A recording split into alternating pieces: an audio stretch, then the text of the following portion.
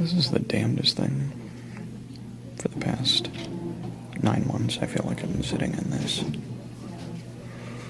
waiting room by myself, because my wife is off in some other waiting room having her own experience. You know, sitting there staring at the proverbial looking glass that you know you're gonna have to walk through.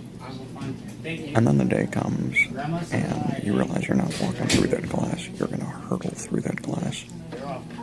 Be picking shards of glass out of your body for the next 18 years. It is surreal. I have felt less weird on acid. Hi, my name's Sam. I'm a 44-year-old heavy metal singer, and I'm now the father of this beautiful baby girl.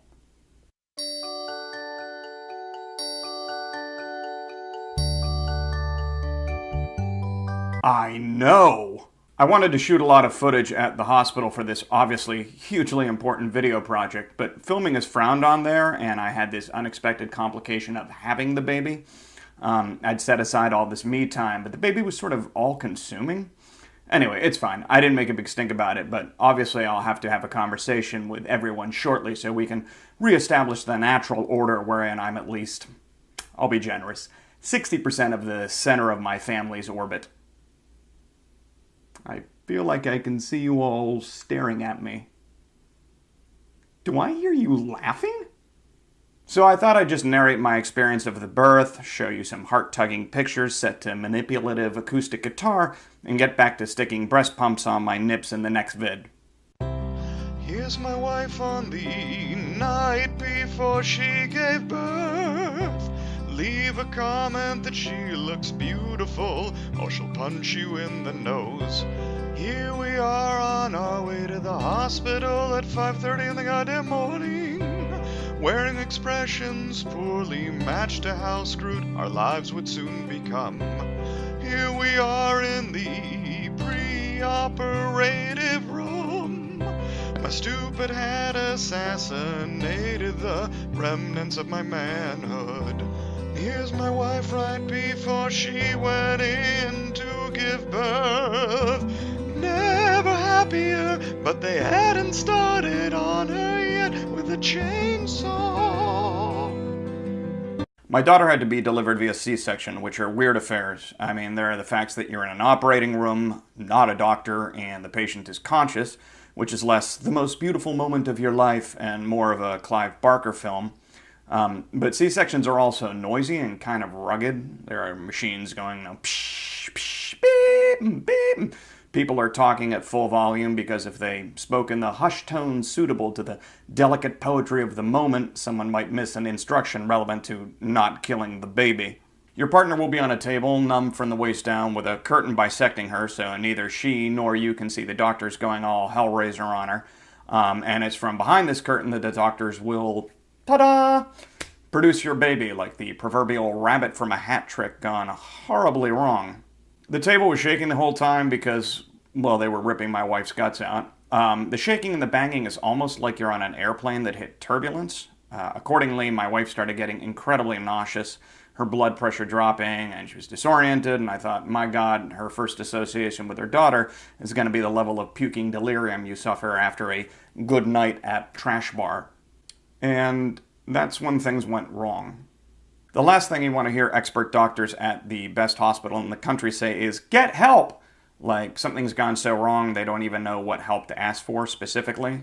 Our daughter had turned herself transverse, which is sideways across the uterus, with her back facing down and head and legs curled up above her.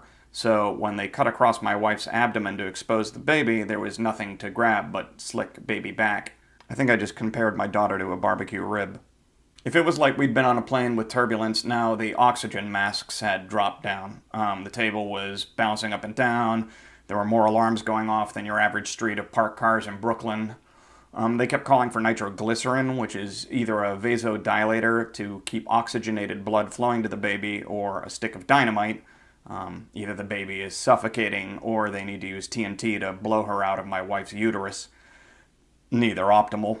I feel like I need to put the scene in further context by explaining that At our age, the likelihood of my wife and I conceiving and delivering a baby were extremely low, and the whole time I, anyway, was waiting for the other heart-crushing shoe to drop.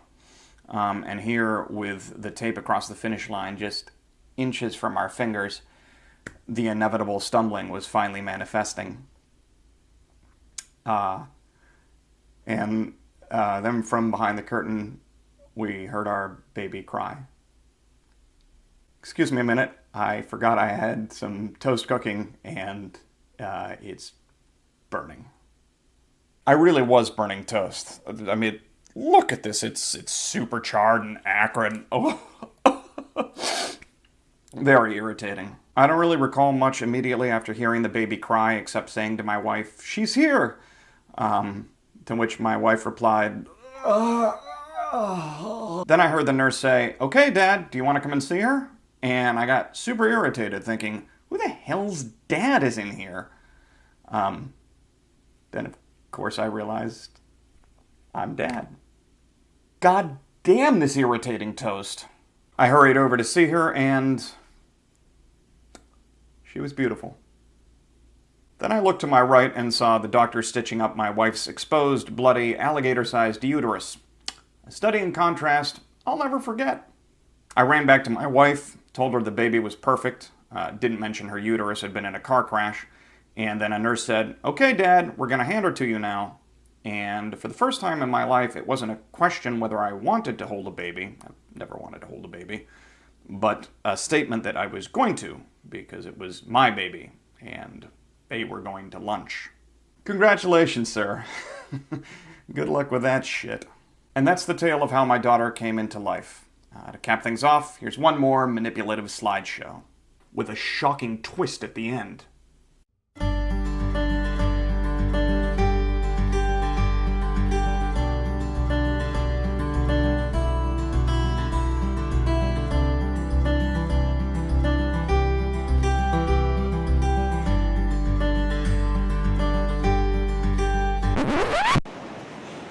So, here's a spot of madness. Hey, you, sitting down? Better hear this news. The hospital, let me put that in quotation marks, just told us that we have to take our 3-day-old baby home. 3 days old, and we're supposed to take her home. I mean, what? I mean, don't get me wrong. I figured we'd take her home eventually, of course. There'd be some sort of, like, baby bachelor's degree, and then there'd be an advanced degree, of course. And then, we'd pick her up when she was, like, 8 or 9 or something. I mean, my wife's very good at academics, so maybe even 7. It wasn't, beyond the realm of possibility, but 3 days old? She's a baby! Not a burger to go! We have twins, we get a side of fries with that? That's ridiculous. So, I don't even have words. Obviously, I have 2 things to do right now. I'm going to place 2 calls. The first to the police, and then to every other actual hospital in New York City. Well, the police hung up on me, and the other, I hesitate to even call them hospitals, concur that I have to take my 3-day-old baby home.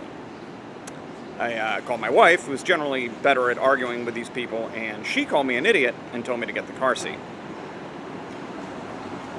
This is not going to end well. I give it about a week before we're on the cover of the New York Post.